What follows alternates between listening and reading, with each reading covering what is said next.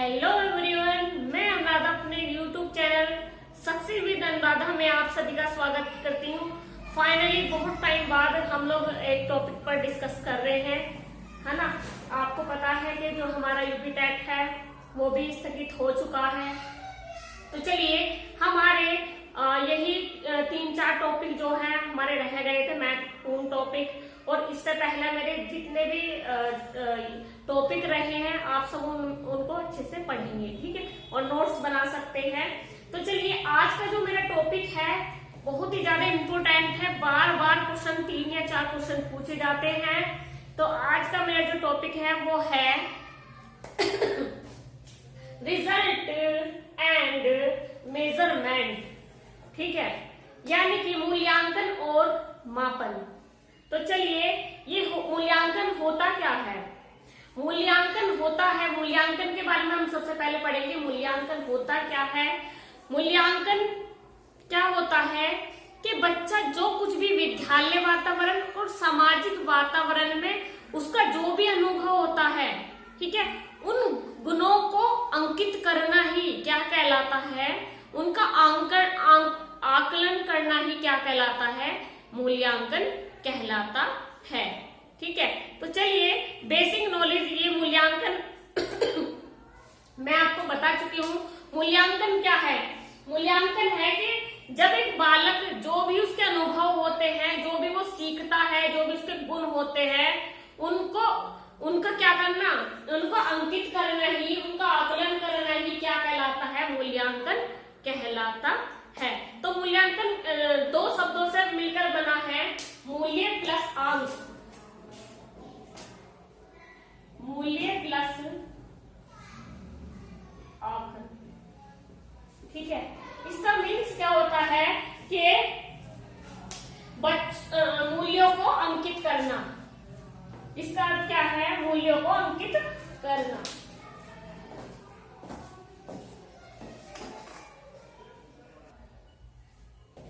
चलिए देखिए, मूल्यांकन मैंने बताया कि मूल्यांकन 2 शब्दों से मिलकर बना है, मूल्य प्लस आंकन, ठीक है। ये क्या है कि मूल्यों को अंकित करना ही क्या कहलाता है, मूल्यांकन कहलाता है, ठीक है। मूल्यों को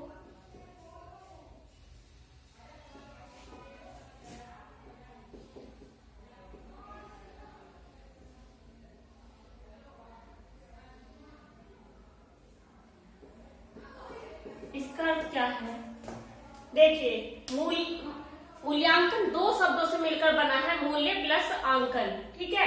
मूल्यों को अंकित करना ही क्या कहलाता है, मूल्यांकन कहलाता है।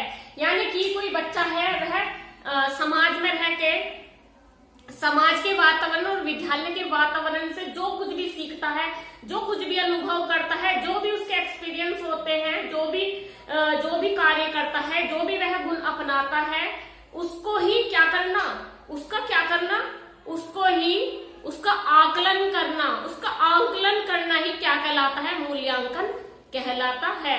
इसका मूल्यांकन से अभिप्राय क्या है, मूल्यांकन सबसे अभिप्राय है निर्णय लेना या देना, ठीक है, या किसी का आकलन करना क्या कहलाता है, मूल्यांकन कहलाता है।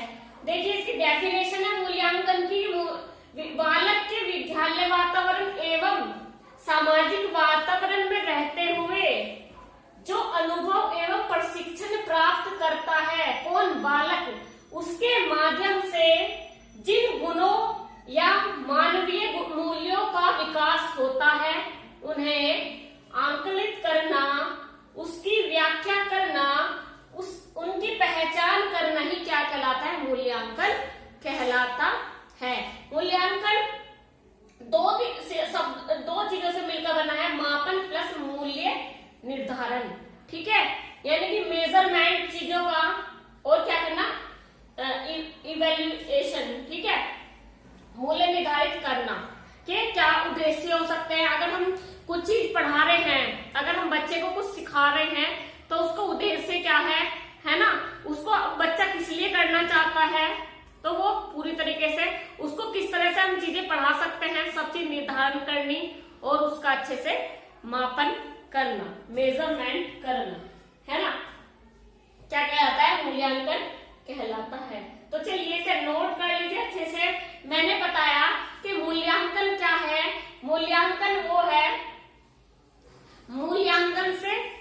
है कि बच्चा जो कुछ भी सीखता है उसके जो गुण होते हैं, जो उसके अनुभव होते हैं, जो विद्यालय और क्या विद्यालय वातावरण और सामाजिक वातावरण में जो कुछ भी सीखता है, जो कुछ भी अनुभव करता है, जो कुछ भी प्रशिक्षण करता है, प्राप्त करता है, उसका आंकलन करना है ना, उसका आंकलन करना, उसको क्या करना, उसके गुणों को देखना कि उसने क्या सीखा है ना, कैसे सीखा है, सब कुछ पूरी तरीके से उसका आंकलन करना क्या कहलाता है, मूल्यांकन कहलाता है। तो चलिए इसे अच्छे से नोट करेंगे। इम्पोर्टेंट टॉपिक है, सीटेट यूपीटेट में आता है, 3-4 नंबर का आता है, ज्यादा क्यों ना जाए, है ना, इम्पोर्टेंट है, आप अच्छे से पढ़ेंगे इसको। चलिए नोट कर लीजिए अच्छे से।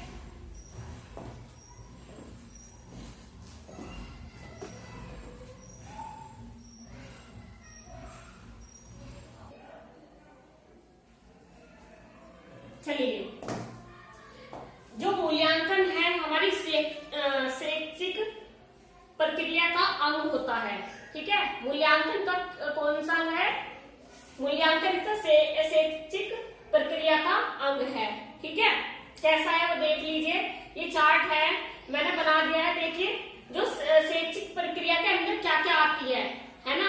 अगर हम बच्चे को क्या शिक्षा दे रहे हैं तो उसमें क्या क्या चीज आती है, क्या क्या प्रक्रिया होती है, वो देख लीजिए, इंपोर्टेंट है, बार बार पूछा जाता है, ठीक है। पहले तो शिक्षा के उद्देश्य कि हम जो बच्चे को पढ़ा रहे हैं उसका क्या उद्देश्य है, हम किस उद्देश्य से बच्चे को अच्छे से शिक्षा दे रहे हैं, बच्चा किस लिए पढ़ रहा है ना। बच्चे को अगर हम पढ़ा रहे हैं तो उसका उद्देश्य क्या है, उसका उद्देश्य निर्धारित करते हैं शिक्षक। और क्या होता है, शिक्षण अधिगम, यानी कि जो हमने सिखाया है, हमें किस तरह से बच्चे को सिखाना है ना, किस तरह से संसाधन यूज करने हैं कि बच्चे को अच्छे से सरलता से बच्चा सारी चीजें सीख पाए, अच्छे से शिक्षा ग्रहण कर पाए, है ना। और बच्चे का मूल्यांकन करना, है ना, जितना भी बच्चे ने सीखा, जितना भी बच्चे ने अनुभव है, उसके प्रशिक्षण है प्राप्त किए हैं, तो बच्चे ने किस हद तक वे सीखे हैं उसका मूल्यांकन करना, है ना। तो ये सब किस में आते हैं, ये सब आते हैं शैक्षिक प्रक्रिया में। ये निरंतर चलने वाली प्रक्रिया है, ये वो निरंतर चलने वाली प्रक्रिया है जिससे बच्चा, ये जन्म से लेकर मृत्यु तक चलती रहती है, जिससे बच्चा कुछ ना कुछ सीखता है, ठीक है। तो चलिए इसे नोट कर लीजिए।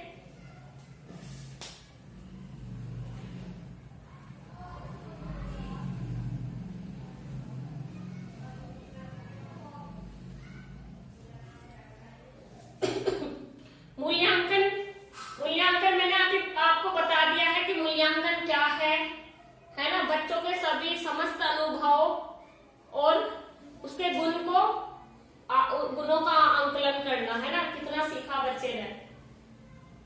मूल्यांकन के द्वारा जब गुणों का आकलन ही हो जाता है तो फिर उसको अभिव्यक्त करने के लिए मापन की आवश्यकता पड़ती है, ठीक है।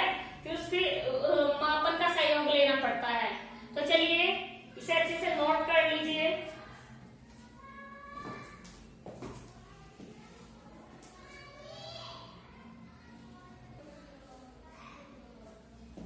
चलिए, मूल्यांकन की विशेषताएं, है ना।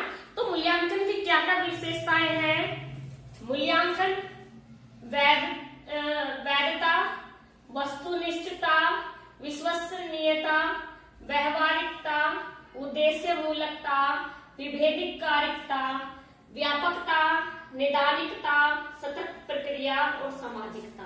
ये सब क्या है, ये मूल्यांकन की विशेषताएं हैं। वो कैसे है देख लीजिए। वैधता, ठीक है। ये वैधता क्या है कि जब मूल्यांकन किया जाता है तो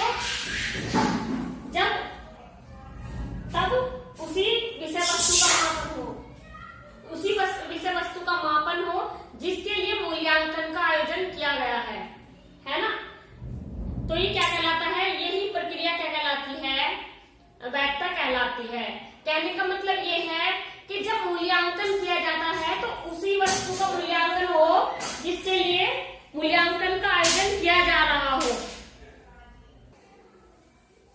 चलिए देखिए, मैंने क्या कहा है कि वैधता यानी कि जब मूल्यांकन किया जाता है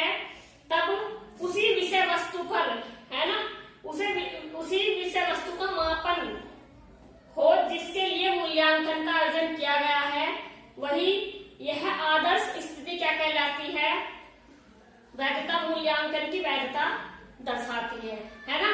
तो दूसरा है हमारा क्या, विश्वसनीयता, वस्तुनिष्ठता। वस्तुनिष्ठता देखिए, ऐसा मूल्यांकन जिस पर किसी जांचकर्ता या शिक्षक की रुचि, अभिरुचि या मनोवृत्ति का प्रभाव नहीं पड़ता, यानी कि वह सबको एक समान ही समझता है। यानी कि अगर किसी बच्चे का मूल्यांकन, एक बच्चे का मूल्यांकन कर रहा है तो दूसरे बच्चे का भी मूल्यांकन उसी प्रकार करेगा। यानी कि कोई जैसे एक बच्चे को तो 5 नंबर दे दिए, दूसरे बच्चे को 10 नंबर दे दिए, वो भी यही सुना रहा है, वो भी यही सुना रहा है ना। तो क्या है कि वो क्या हो जाएगा, वह वस्तुनिष्ठता नहीं, वो वस्तुनिष्ठता नहीं होगी वो, है ना। बच्चे को एक समान समझे, यानी कि एक समान तरीके से निष्पक्ष होकर उसका मूल्यांकन करे, वही क्या कहलाती है, विश्वसनीयता, सॉरी वस्तुनिष्ठता कहलाती है ना। ऐसा मूल्यांकन जब किसी जांचकर्ता या शिक्षक को की अभिरुचि या मनोवृत्ति का प्रभाव मूल्यांकन पर नहीं पड़ता हो तथा सभी के लिए एक समान परिणाम में निष्ठा हो, तो वही क्या कहलाता है, वही कहलाता है वस्तुनिष्ठता, है ना।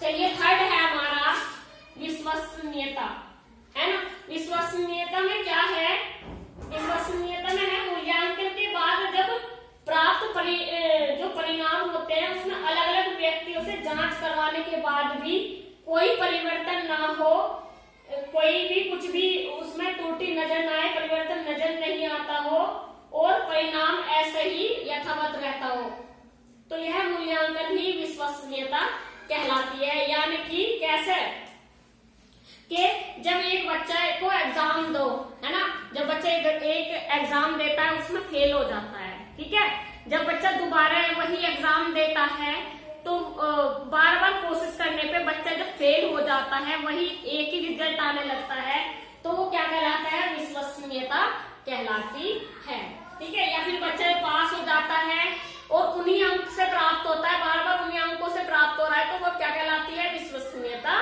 कहलाती है।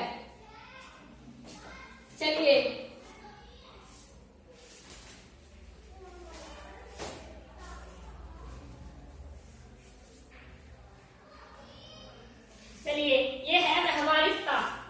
अब व्यवहारिकता को देख लीजिए कि जब मूल्यांकन में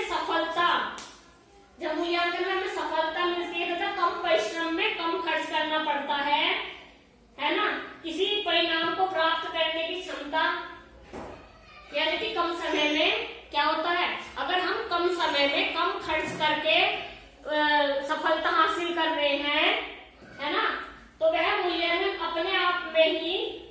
अपने आप में ही सभी लोगों के लिए उपयोगी बन जाता है। तो यही क्या कहलाता है, उसकी व्यवहारिकता को दर्शाता है ना। यानी कि बच्चा कम समय में कम परिश्रम करके, कम खर्च करके एक अच्छा परिणाम ला रहा है, एक अच्छा उसका रिजल्ट आ रहा है, तो वही क्या कहलाता है, यही व्यवहारिकता को दर्शाता है। चलिए तीसरा है हमारा उद्देश्य मूलकता। फिर तो हमारा उद्देश्य मूलकता, ये क्या है, ये है किसी भी मूल्यांकन में उसका कोई उद्देश्य निहित होता है। यानी कि अगर हम कुछ कार्य कर रहे हैं, अगर बच्चे को कुछ कार्य दिया गया प्रैक्टिकली, तो उसका मूल्यांकन करने का हमारा कुछ तो उद्देश्य होगा ना, तो वो पहले से उद्देश्य निर्धारित करते हैं और क्या करते हैं, उस उद्देश्य को की पूर्ति होना आवश्यक है ना। यानी कि जिस उद्देश्य से हम बच्चे को कोई कार्य दे रहे हैं तो उसकी पूर्ति करना भी तो जरूरी है ना, जो हमने उसके लिए वो बना, मतलब उद्देश्य निहित किए हैं, उद्देश्य बनाए हैं। जैसे एक बालक को आवश्यक सीमा तक अधिगम हुआ है, यानी कि जहां तक बच्चा पहुंचना चाहता था, बच्चे को वहां तक बच्चा पहुंच पाया, है ना, वहां तक सीख पाया या नहीं सीख पाया, यह जानने के लिए किए गए मूल्यांकन में इसका पता लगना चाहिए, है ना, कि बच्चे ने, जहां तक हमने बच्चे को जिस उद्देश्य से पढ़ाया है बच्चा उस उद्देश्य को पूरा हमारा कर पाया है, नहीं कर पाया, जितना हमने पढ़ाया बच्चा जान पाया, किस हद तक जान पाया, नहीं जान पाया, नहीं सीखा उसने जितना हमने सिखाया है, या सीख पाया कि उसका उद्देश्य क्या है, उसने पूरी तरीके से हमारे उद्देश्य को पूर्ण रूप से मतलब पूरा किया है, नहीं किया है, उसको इसमें ही उद्देश्य का पता चलता है ना। ये पता लगना चाहिए हमें। विभेदकारिता, विभेदकारिता क्या है?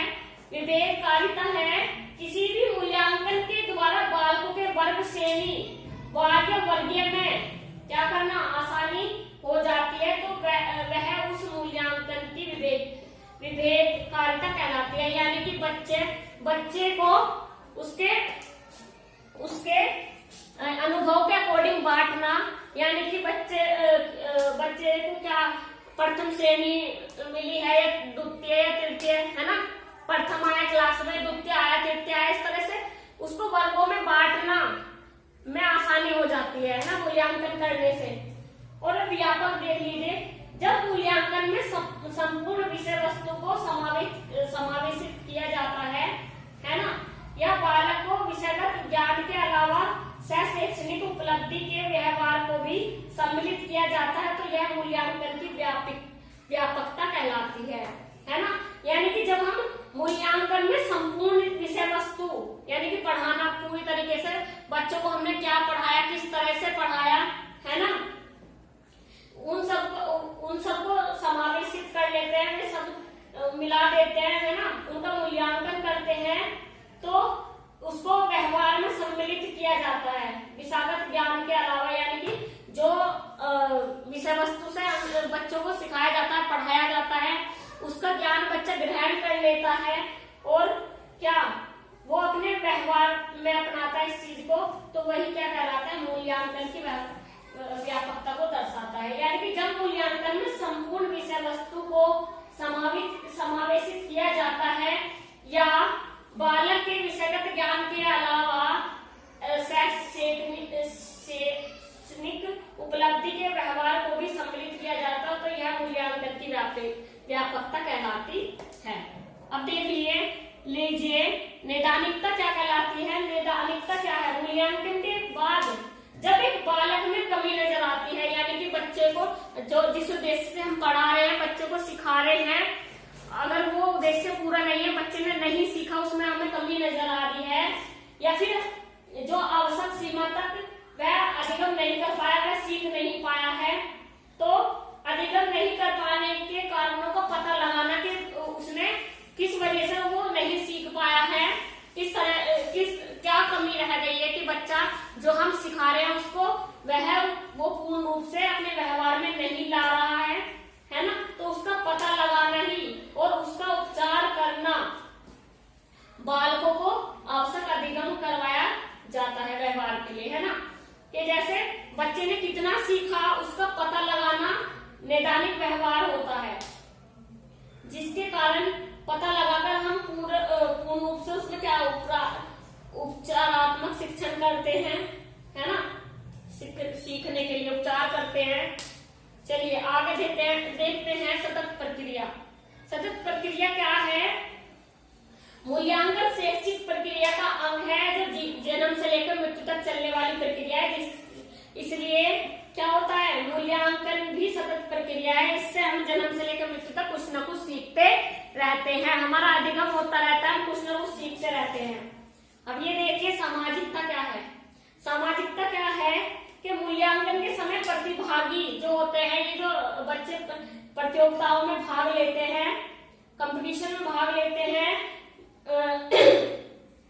मूल्यांकन के समय प्रतिभागी के सामाजिक वातावरण को ध्यान में रखते हुए मूल्यांकन को परिणामों तक ले जाना ही उसकी सामाजिकता को प्रकट करता है।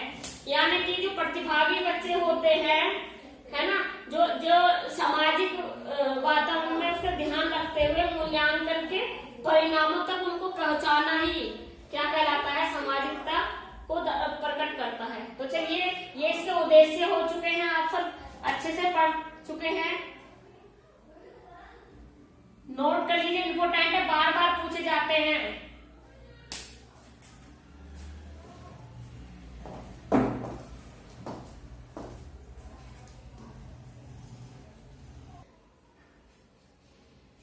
चलिए देखिए, ये है मूल्यांकन के प्रकार। मूल्यांकन कितने प्रकार के होते हैं? मूल्यांकन होते हैं 3 प्रकार के। कितने प्रकार के होते हैं? 3 प्रकार के होते हैं। तो ये कौन कौन से होते हैं? रचनात्मक मूल्यांकन, संकल्पनात्मक मूल्यांकन, या इसे बोलते हैं योगात्मक मूल्यांकन। थर्ड है हमारा नैदानिक मूल्यांकन। अब इसमें होता क्या है? अब हमारा रचनात्मक मूल्यांकन में देख लीजिए, ये पूरी तरह से सीखने की प्रक्रिया पर आधारित है। यानी कि जब सीखने सिखाने की प्रक्रिया के बीच में, यानी कि जब शिक्षक हमें कुछ चीजें सिखा रहा है, उसके बीच में जो मूल्यांकन होता है, बीच बीच में देख लेता है कि जो हम सिखा रहे हैं बच्चा सीख पा रहा है या नहीं, बच्चे ने कितना सीखा, कितना नहीं सीखा, वही क्या कहलाता है? रचनात्मक मूल्यांकन कहलाता है। ठीक है, सीखने सिखाने की प्रक्रिया के बीच में होने वाला मूल्यांकन क्या कहलाता है? रचनात्मक मूल्यांकन कहलाता है। ठीक है, दूसरा है हमारा योगात्मक मूल्यांकन। ये पाठ्यक्रम समाप्त होने के बाद जो मूल्यांकन किया जाता है कि बच्चे ने पूर्ण रूप से सीखा या नहीं सीखा, कितना सीखा, अगर सीखा तो कितना सीखा, कितना नहीं सीखा, वही क्या कहलाता है? योगात्मक मूल्यांकन कहलाता है। ठीक है, योगात्मक मूल्यांकन कहलाता है अवधि के अंत में बच्चे ने जितने अंक प्राप्त किए, है ना, जितना सीखा, जितने अंक प्राप्त किए, कितने अच्छे ढंग से उसने सीखा, है ना, उसका मूल्यांकन करना ही क्या कहलाता है? योगात्मक मूल्यांकन कहलाता है। अवधि के अंत में होने वाले मूल्यांकन को बच्चे ने कितना सीखा, नहीं सीखा, तो क्यों नहीं सीखा, है ना, वही क्या कहलाता है? योगात्मक मूल्यांकन कहलाता है। नैदानिक मूल्यांकन क्या होता है? नैदानिक मीन्स निदान करना, यानी कि जो बच्चे को सीखने सिखाने की प्रक्रिया में जो कठिनाइयां आती हैं, बच्चा किस वजह से सीख नहीं पाता है, बच्चे को क्या दिक्कत है कि बच्चा ऑब्जर्व नहीं कर पा रहा है ना, ये सब की इसका मूल्यांकन करना ही क्या कहलाता है? नैदानिक मूल्यांकन कहलाता है। इंपॉर्टेंट है, बहुत ज्यादा पूछा जाता है बार बार। चलिए नोट कर लीजिए इसको। मैंने बताया था, चलिए पहले आप इसे नोट कर लीजिए।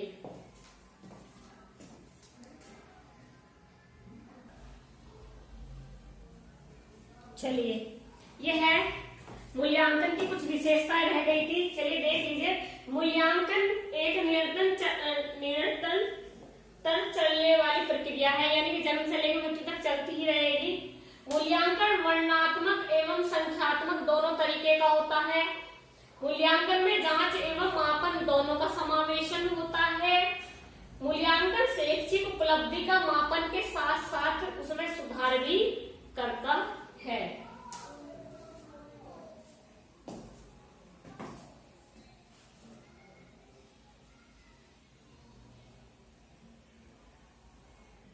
चलिए, ये मूल्यांकन की परिभाषाएं हैं।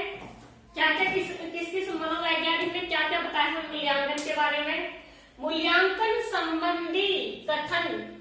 मूल्यांकन एक समावेशी धारण है जो ऐच्छिक परिमाणों के गुण, महत्व, प्रभावशीलता का निर्णय लेने के लिए सभी प्रकार के साधनों की ओर संकेत करता है। किसने कहा है? वेस्ले ने। किसने? वेस्ले ने। ब्लूम ने क्या कहा है? मूल्यांकन एक योग्यता निधान करने की प्रक्रिया है। ठीक है। कोठारी आयोग ने क्या कहा है? मूल्यांकन सतत प्रक्रिया मानी जाती है।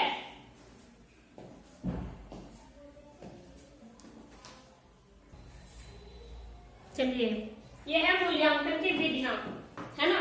तो मूल्यांकन की कौन कौन सी विधियां हैं? मूल्यांकन की कौन कौन सी विधियां हैं? मनोवैज्ञानिक परीक्षण, व्यक्ति अध्ययन, आत्म परिवेदन, संचित अभिलेख पत्र, घटनावृत्त, निर्धारित मापनी, पोर्टफोलियो, है ना। तो ये हमारी 7 क्या है? मूल्यांकन की विधियां हैं। ठीक है। अब हम पहले देखेंगे मनोवैज्ञानिक प्रशिक्षण। तो जो मनोवैज्ञानिक प्रशिक्षण है वो क्या है? किसी विद्यार्थी की मानसिक एवं क्या उसकी व्यवहारिकता, जो व्यवहार में जो परिवर्तन है हुए हैं, व्यवहार की जो विशेषताएं हैं, उनको मापने के लिए मनोवैज्ञानिक प्रशिक्षण करते हैं। ठीक है, यानी कि जो कोई विद्यार्थी है, कोई बालक है, उसके मानसिक एवं जो व्यवहारात्मक है, व्यवहार में जो उसकी विशेषताएं हैं, उनका मापन करना है ना। मापन के लिए क्या करते हैं, मनोवैज्ञानिक परीक्षण करते हैं। ठीक है, दूसरा है हमारा व्यक्ति अध्ययन। व्यक्ति अध्ययन यानी कि इस विधि में जो शिक्षक होता है, किसी शिक्षार्थी के मनोवैज्ञानिक गुणों एवं मनोसामाजिक परिवेश जो होता है उसके संदर्भ में उसके मनोवैज्ञानिक इतिहास आदि जो उसका अध्ययन करता है ना। यानी कि बच्चे का इतिहास क्या रहा है, बच्चा पहले किस कंडीशन से होकर गुजरा है ना, बच्चे में क्या क्या स्थिति आई है, बच्चा किस स्तर पे कौन से स्तर पे बच्चे की जो सोचने समझने की जो योग्यताएं हैं उसमें कमी आई है, उसमें उसकी क्षमताओं में कमी आई है, उसका आकलन करना, उसका मूल्यांकन करना, उसका अध्ययन करना किस विधि से होता है, व्यक्ति अध्ययन, व्यक्ति का अध्ययन करना है ना। इस विधि में किसी बच्चे के जो मनोवैज्ञानिक गुण होते हैं या मनोसामाजिक परिवेश के संदर्भ में उसके मनोवैज्ञानिक इतिहास आदि का गहन से अध्ययन करना ही क्या इस विधि में करते हैं। ठीक है, थर्ड है हमारा आत्म प्रतिवेदन। थर्ड हमारा कौन सा है, आत्म प्रतिवेदन। इस विधि में जो शिक्षार्थी होता है वह स्वयं अपने विश्वासों और मतों आदि के बारे में तथ्यात्मक सूचना इकट्ठी करता है, सूचना प्रस्तुत करता है ना। इसमें वो खुद ही देखता है कि मैं कितना पढ़ पा रहा हूँ, मैं कितना जान पा रहा हूँ, है ना। फोर्थ है हमारा संचित अभिलेख पत्र।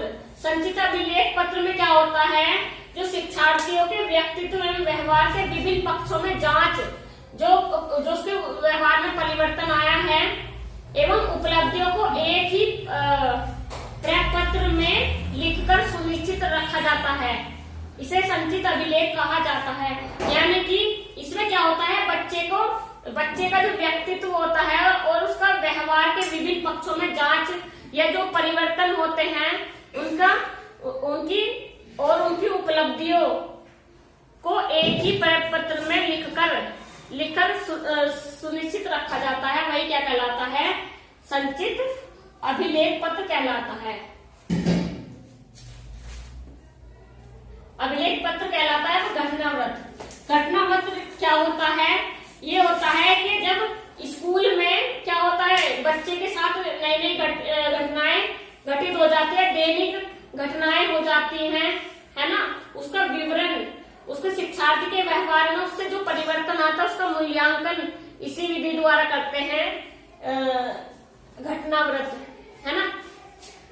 इसमें क्या है कि जब स्कूल में घटित होने वाली जो दैनिक घटनाओं में जो परिवर्तन आता है, जो शिक्षार्थी के व्यवहार में परिवर्तन आता है, वही क्या कहलाता है, घटनावृत्त कहलाता है। ठीक है, अब हमारा है निर्धारित मापनी। निर्धारित मापनी क्या है कि जो बालक होता है उसकी योग्यताएं, उपलब्धियां किस स्तर की है ना, इस बात का निर्धारण करने के लिए इस मापनी, जैसे बच्चों को ग्रेड प्रणाली में वो करना, बांटना कि इसे बच्चे को ए ग्रेड मिलेगा, इसे बी, इसे सी, है ना, उसकी योग्यताओं के अनुसार, तो किसमें करते हैं, निर्धारित मापनी में किया जाता है। अब पोर्टफोलियो बहुत ज्यादा मोस्ट इम्पोर्टेंट है, हर बार 2 क्वेश्चन इसमें से आते हैं। पोर्टफोलियो पोर्टफोलियो क्या होता है, एक निश्चित अवधि में शिक्षार्थियों द्वारा किया गया कार्य के संग्रह को पोर्टफोलियो कहा जाता है। रोजमर्रा के काम में भी इसका हो सकता है ना। यानी कि एक विद्यार्थी का पूरी तरीके से बजट तैयार करना, उसके भाषा विकास व अन्य विकास का रिकॉर्ड रखना कि बच्चे ने कितना सीखा, बच्चे का चरित्र कैसा है, पूर्ण रूप से उसके यह शिक्षार्थी के कार्यों के नमूने में भी हो सकते हैं, है ना। बच्चों के जो कार्य होते हैं उसका भी पूरी तरीके से, यानी कि विद्यालय के बच्चे का पूरी तरीके से बजट रखना ही क्या कहलाता है, पोर्टफोलियो कहलाता है। शिक्षार्थियों के भाषा विकास का रिकॉर्ड रखना क्या कहलाता है, कि निश्चित अवधि में शिक्षार्थियों द्वारा किए गए कार्य के संग्रह को क्या कहते हैं, पोर्टफोलियो कहा जाता है। तो चलिए ये यहाँ पे समाप्त होता है मूल्यांकन की विधियां टॉपिक। चलिए अब हम आते हैं मापन पे, मेजरमेंट। ठीक है, मापन कहते किसे हैं वो देख लीजिए। मूल्यांकन के द्वारा प्राप्त निष्कर्षों को प्रकट करने के लिए उन्हें संख्याओं में ढालना पड़ता है, इसे कहते हैं मापन।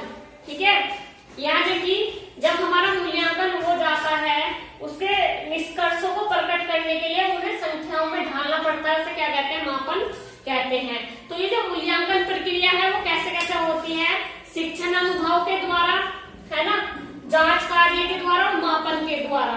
ठीक है, इम्पोर्टेंट है, बार बार पूछा जाता है कि जो मूल्यांकन की प्रक्रिया है किन 3 चीजों से मिलकर होती है। मापन मूल्यांकन का अंग है तथा यह मूल्यांकन के समापन को स्पष्ट करता है। मूल्यांकन के समापन को कौन स्पष्ट करता है, मापन स्पष्ट करता है। ठीक है, तो चलिए इसे नोट कर लीजिए।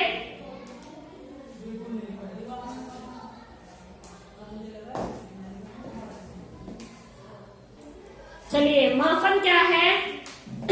मापन नियमों के अनुसार वस्तुएं या घटनाओं के अंग प्रदान करता है। तकनीकी शब्दों में मापन के द्वारा किसी तथ्य के विभिन्न आयामों को प्रतीक प्रदान करना ही क्या कहलाता है, मापन कहलाता है। मूल्यांकन के द्वारा जब गुणों का आकलन हो जाता है तो फिर अभिव्यक्त करने के लिए मापन का सहयोग लेते हैं। ठीक है, ये क्या कहलाता है, मापन कहलाता है। चलिए इसे नोट कर लीजिए। चलिए ये है मापन की परिभाषाएं। कौन कौन से मनोवैज्ञानिकों ने मापन की परिभाषाएं दी हैं, देखिए। क्लास मेयर एवं गुडविन ने क्या कहा है कि शैक्षिक मापन विद्यार्थी अधिगम, शिक्षण प्रभावशीलता या किसी अन्य शैक्षिक पक्ष की मात्रा या विस्तार और कोटि को निर्धारण करने से संबंधित है। ठीक है, कर्लिंगर ने क्या बताया, मापन नियमानुसार वस्तुओं या घटनाओं को संख्या प्रदान करना है। ब्रेडफील्ड ने क्या तथा मोरेडोव ने क्या कहा है कि मापन क्या है, मापन के द्वारा किसी तथ्य के विभिन्न आयामों को प्रतीक प्रदान करना ही क्या कहलाता है, मापन कहलाता है।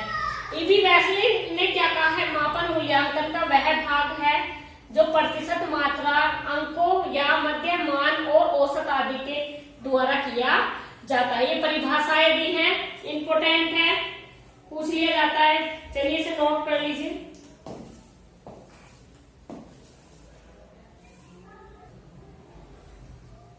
मापन के 5 क्षेत्र बताए गए हैं। कौन कौन से, बुद्धि परीक्षण, रुचि परीक्षण, यानी कि बालक की जो बुद्धि है उसका परीक्षण करके मापन कर सकते हैं। ठीक है, बच्चे की रुचि का परीक्षण कर सकते हैं, उसकी उपलब्धियों का परीक्षण कर सकते हैं, व्यक्तित्व परीक्षण कर सकते हैं, उसके अभिक्षमता का परीक्षण कर सकते हैं। 5 क्षेत्र हैं मापन के, है ना। चलिए इसे नोट कर लीजिए।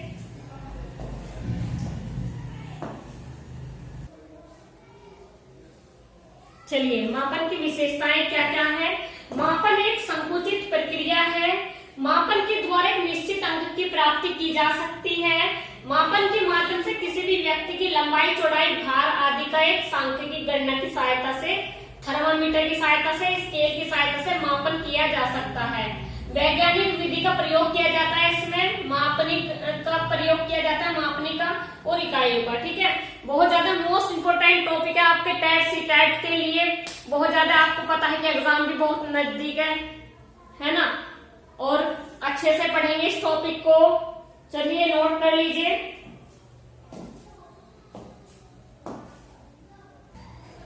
चलिए मापन के स्तर कौन कौन से होते हैं।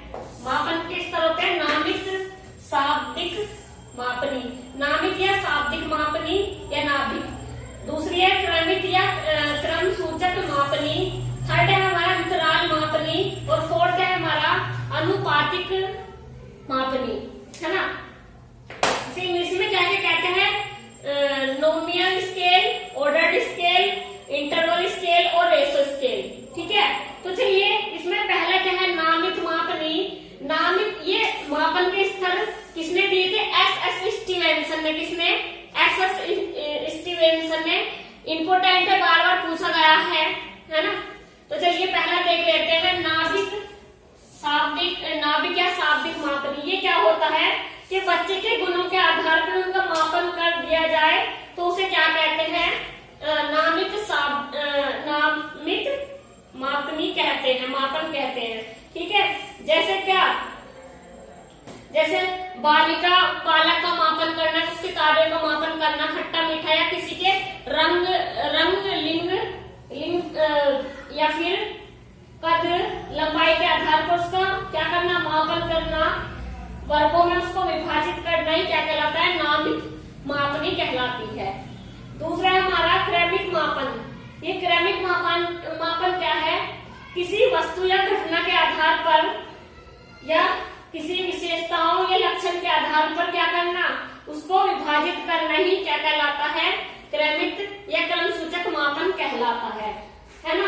जैसे धनी लोगों की सूची, क्रिकेट रेटिंग, सुंदरता प्रतियोगिता, इसके इस मापन के अंतर्गत क्या आता है? अंकित गणनाएं, जैसे जोड़ घटाव गुना भाग, है ना।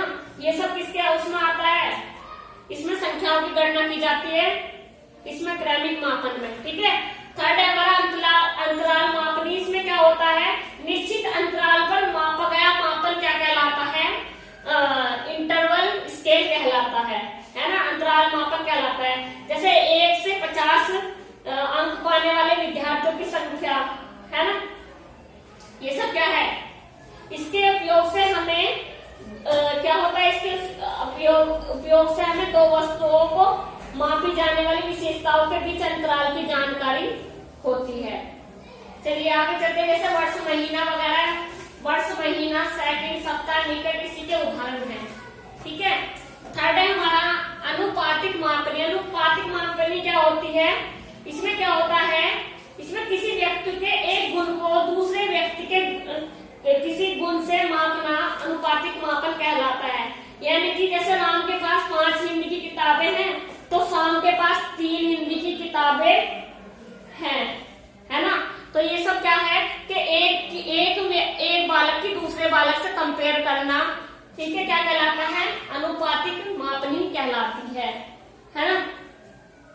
कि किसी बच्चे के एक गुण से दूसरे व्यक्ति के किसी गुण से उसको मापना क्या कहलाता है? अनुपातिक मापनी कहलाते हैं। इंपॉर्टेंट है, बहुत अच्छे से पढ़ेंगे।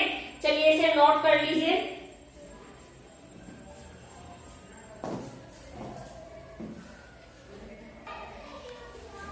चलिए मूल्यांकन और मापन में अंतर समझ लीजिए। मूल्यांकन और मापन में क्या क्या अंतर है? मूल्यांकन एक सतत या व्यापक प्रक्रिया है और मापन समय विशेष, इसका जो क्षेत्र है वो सीमित है ना। मूल्यांकन बहुपक्षीय होता है, मापन एक पक्षीय होता है। ये मूल्यांकन सतत यानी जन्म से लेकर मृत्यु तक चलने वाली प्रक्रिया है और मापन का एक निश्चित सीमित अवधि है। ये एक इसका निश्चित क्षेत्र है जो रुक जाता है ना। मूल्यांकन बहुपक्षीय होता है, मापन एक पक्षीय होता है। मूल्यांकन द्वारा निदानात्मक व उपचारात्मक शिक्षण संभव है और मापन के द्वारा निदानात्मक व उपचारात्मक संभव नहीं है ना। मूल्यांकन व्यापक अवधारणा है और मापन एक संकुचित अवधारणा है। मूल्यांकन गुणात्मक व संख्यात्मक होता है और मापन मात्रात्मक या परिमाणात्मक या संख्यात्मक होता है। जो मूल्यांकन है वो परिमाणात्मक या वर्णात्मक होता है। मूल्यांकन परिवर्तनशील होता है और ये अपरिवर्तनशील होता है। जो मूल्यांकन है वो अपने आप में सांध्य है और मापन क्या है? मापन एक साधन है। ठीक है। अब वह अपने गुणों को मात्रात्मक रूप में प्रकट करता है। चलिए इसे नोट कर लीजिए, इंपोर्टेंट है, पूछा जाता है, बार बार अंतर पूछ लिया जाता है। चलिए इसमें एक और पॉइंट है, इसमें वैधता, इसमें मूल्यांकन में वैधता, विश्वसनीयता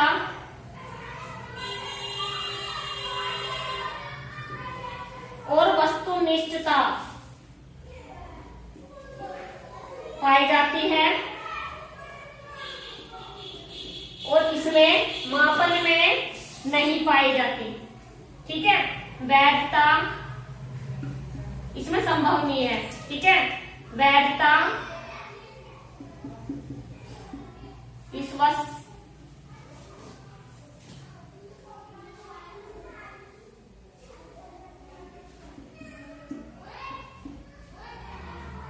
और वस्तुनिष्ठता संभव नहीं है। चलिए, आज का जो टॉपिक है मापन एवं मूल्यांकन यहाँ पर समाप्त होता है। अच्छे से पढ़ेंगे, अपने नोट्स बनाते चलेंगे। ठीक है, इससे बाहर कहीं नहीं आएगा। ये 2 या 3 नंबर का या 4 नंबर का आ जाता है। इम्पोर्टेंट है, मोस्ट इम्पोर्टेंट टॉपिक है ये। तो चलिए, आज के लिए हमें यही समाप्त करना पड़ेगा टॉपिक। ये मेरा टॉपिक कंप्लीट हो चुका है। धन्यवाद।